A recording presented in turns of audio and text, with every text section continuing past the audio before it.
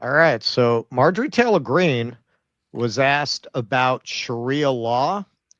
And, there's a lot of speculation on where she's coming from, on whether this is all very calculated. This is what I would say overall. Even if she's making a calculated pivot, it's a little too rich, nuanced, and detailed for it not to reflect what she actually thinks. Maybe she feels like she can pivot now to what she actually thinks. But she's kind of striking out in all directions and picking some fights that it's hard to see as being to our political benefit given the lane that she's in. You be the judge. To speak with Marjorie Taylor Greene tonight, and I asked her one of the things I was worried about, which is all this Sharia law Muslim concern I see on X. Is it really in real life as well, or just on social media? And this is what she had to say. Oh, no, my constituents talk about the same problems that plague you and everyone on this call. I've never been to a town hall. I've never been asked about Sharia law at a town hall. I just haven't. I will tell you, I do think there's a paid social media influencer campaign going on X because that's the only social media platform that I truly see it on. And there's a company called Influenceable. You can look it up. It's owned by Brad Parscale. He's registered as a foreign agent working for Israel. So he went ahead and registered months ago. And his company, Influenceable, has thousands of social media accounts on X. And so they run campaigns. I'm pretty certain that they're attached to my account because I can post something on X and within 30 seconds I can watch comments just unfold in there and it's straight up hate against me.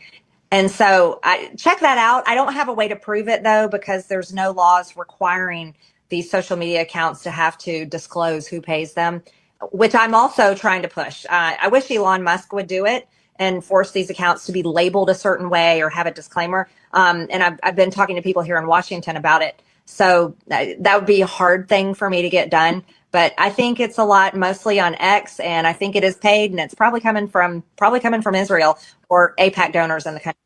Damn. Well, there you have it. The voters in Marjorie's district are just like every other American. They're worried about healthcare, paying their rent, good future for their kids, and they're not living online. I think we'd all be surprised if we just went outside and talked to people and realized that we have more in common than we think instead of, bah! Did I get you? Yeah, man. He makes a very good point. A lot of what you're doing when you're arguing and you're debating, you're boxing ghosts and you're arguing with bots and you're arguing with people whose opinions have been shaped by bots. So now this is a subject I've been bringing up a lot. Uh, let's just take a look. I mean, here's Tim Pool not long ago, this September, having the balls to say high profile accounts that get paid to post political propaganda without disclosing should be insta-banned. Bye, Tim. Bye, because we know for a fact. Now, people in our lane did not cover this too much because it broke during Russiagate and we didn't want to get into it because it had a Russiagate dimension to it. But however you feel about that, first of all, I don't think anyone who was anti-Russiagate ever argued that Russia, like every other major country, doesn't run influence campaigns.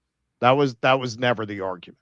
It was that a we have fucking nerve to talk. We interfered in their elections. Literally, we had Clinton's people who went over to Russia to get Yeltsin elected brag about it. There were whole front page stories about it as masterful political legerdemain. So that was an element of it. And another element of it was that it was misapplied very often in order to weaponize the argument against Trump. But it was never, no, Russia, unlike any other major country, unlike ourselves, Russia never runs an influence campaign online. So that was never the argument. I think, yes. I don't even think the people who got busted argued that it wasn't a Russian influence campaign. They just said they were innocent of it.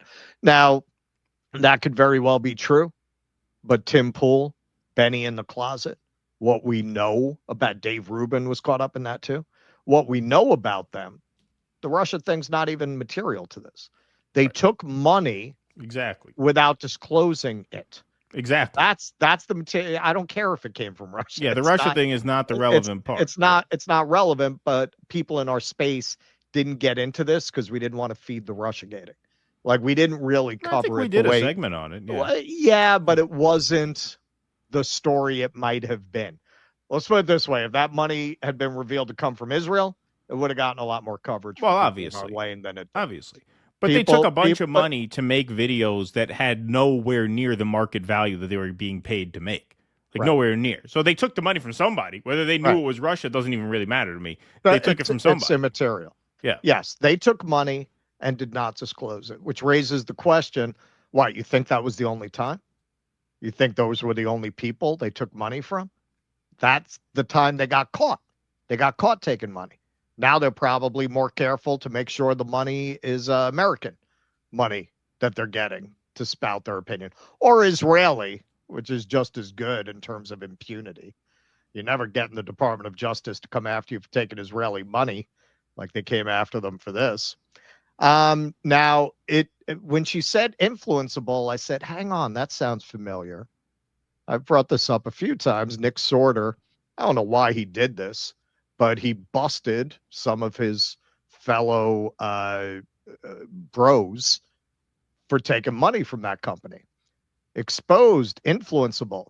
The company cutting big checks to influencers on behalf of Big Soda.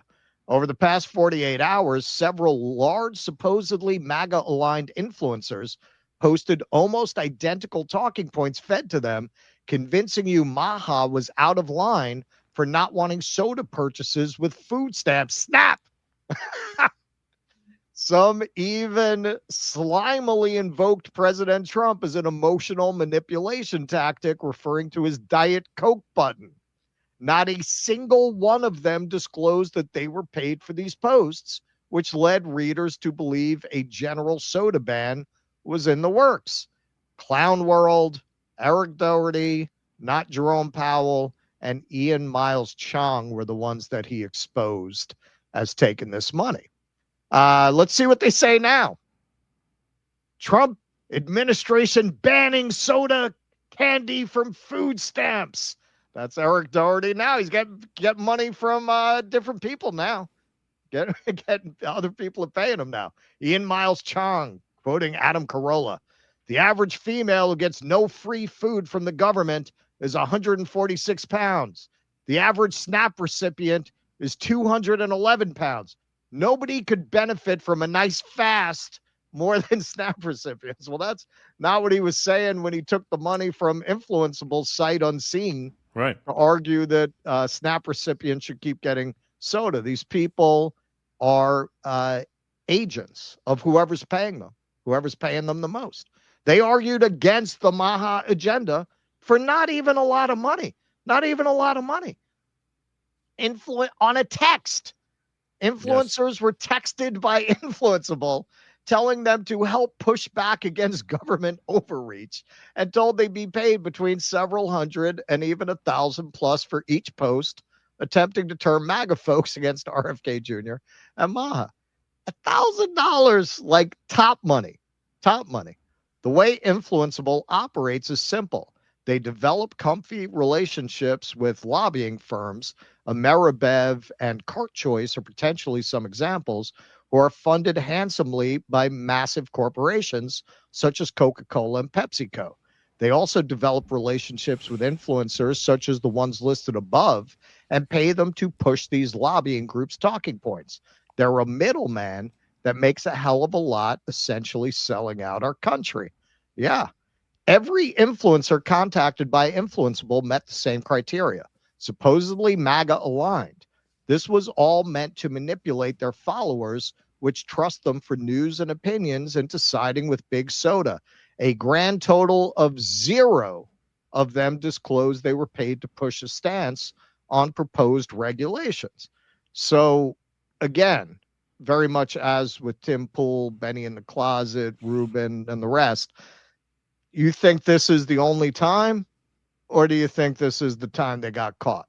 And actually, now that Marjorie Taylor Greene said that, I'm wondering if they took that money sight unseen, because Nick might have missed a part of this story, they might have already had a relationship with Influenceable. So it wasn't random out of the blue from a company they didn't know. It was a company they were already peddling their ass to. Right. So this was just the thing of that day. And Nick Sorter happened to, for some reason, catch wind of it. Riley Gaines said they had approached her and asked her to be part of this, and she had declined. So maybe they reached out to Nick Sorter too. And then he saw them post it and put it together. Again, why he went out on a limb about that, I don't know. Gen X girl exposed insurrection Barbie. Who is she? Irina Pavchinskaya Sedano. Felony theft 2017, disbarred as a lawyer 2017, 2018 fraud and forgery charges, 2020 felony theft $80,000. All of a sudden, 2022, she becomes Insurrection Barbie on X. 2024 starts peddling Israel propaganda. 2025, 1 million followers, reposted by Elon Musk. Now, listen, if any of you are in the game or are on X, you don't just get 1 million followers on Twitter. I'll give you an example. Over the weekend, I had one post that got over 3 million views. I had another post got 1.8 million views.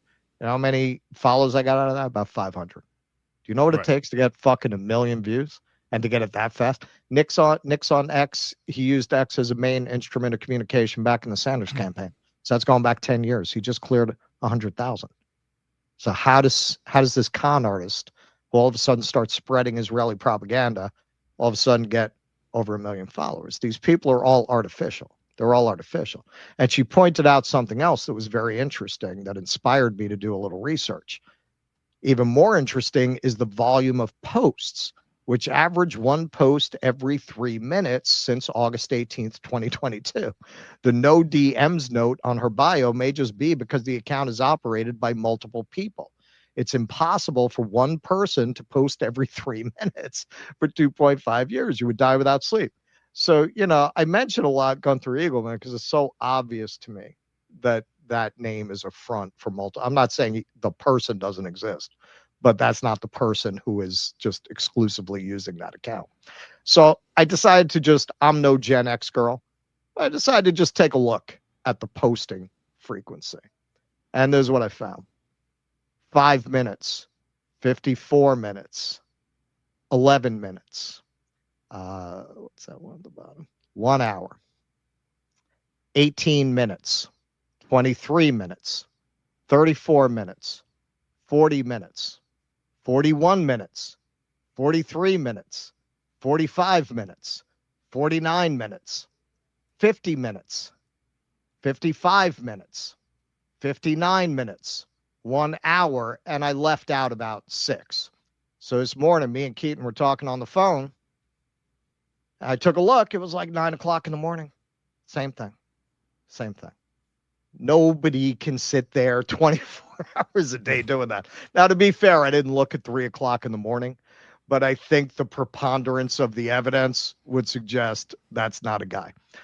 At this point, I wonder how many people don't know that. It seems like at this point, it's kind of like the WWE, where there's a, that I know, that you know, that I know, that you know, that I know that wrestling's not real.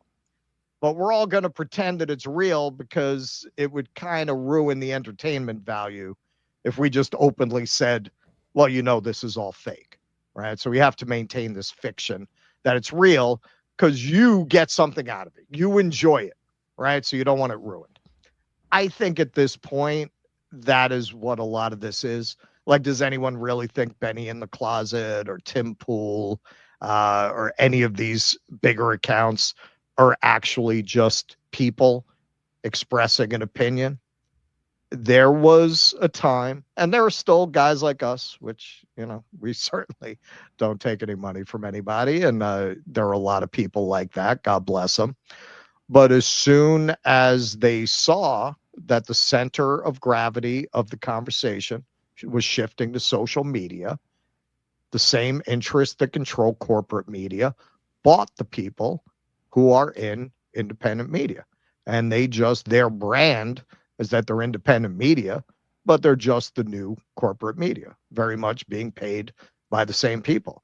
And in many ways, just like people would talk about, MSNBC drove my parents crazy, Fox drove my parents crazy. Now it's X driving their grandkids crazy, making them crazy. Just repeating these messages. So yeah, you go on X right now, it's gonna be Sharia law, Sharia law, Sharia law, Sharia law, Sharia law.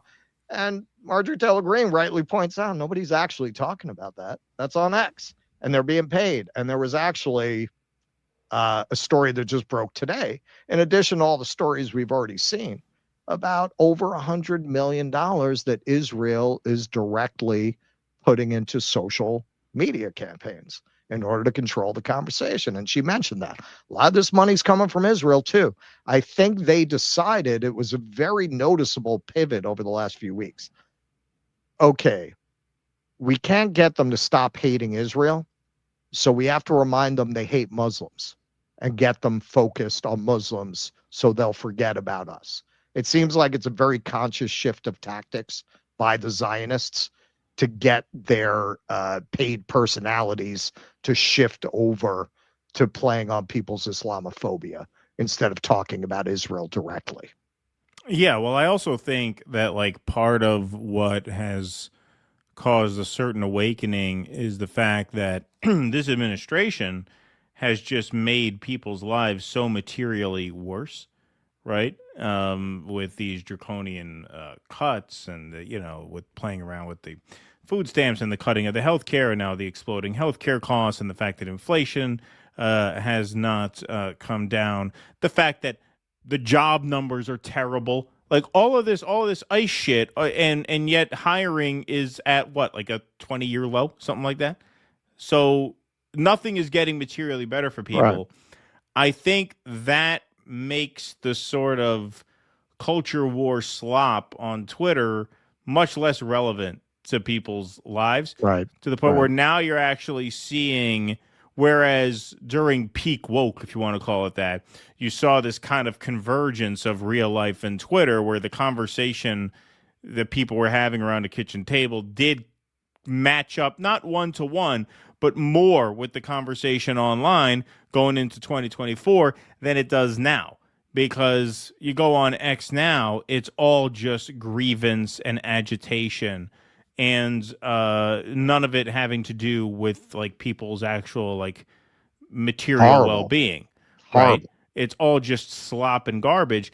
And as people become by necessity more concerned with what are traditionally known as kitchen table issues, cost of groceries, cost of gas, healthcare, jobs, wages, blah, blah, blah, that you start to see a sort of splitting off of, okay, what is this weird conversation online versus what are people talking about in real life? And once you see that, you start thinking, okay, well, then what is driving all of this stuff online, right? It's got to be money, right? I mean, that I think we can say without any doubt that people are being paid to do this. You know, Andrew Yang, every couple of weeks, he posts how much he made on X just like through the platform based on engagement. Now, Andrew Yang doesn't tweet incessantly, granted, but he has like almost 2 million followers on X, which means his tweets do pretty well relative to the average person. And he makes like $100 a week on X.